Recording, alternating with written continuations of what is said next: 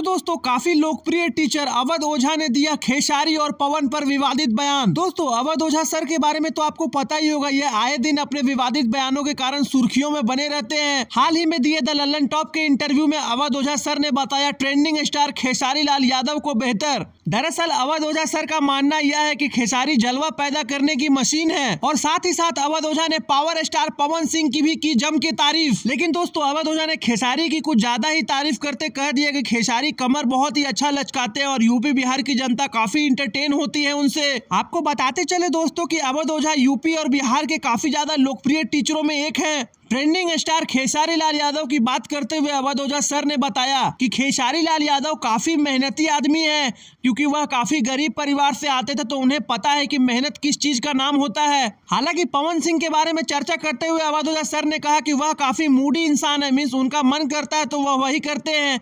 That means कि power star Pawan Singh को उन्होंने कहा इनडायरेक्टली वे में कि वह मन के राजा हैं। दोस्तों, अवध ओझा के इस बयान में जिसमें उन्होंने खेसारी लाल यादव को बेहतर बताया, क्या आप इस बात से सहमत हैं? अगर है तो कमेंट बॉक्स में अपनी राय जरूर दें और हमारे चैनल भोजपुरिया भास्कर को जरूर से जरूर सब्सक्राइब करें और हमारे फैमिली मेंबर का हिस्सा बने। धन्यवाद दोस्तों।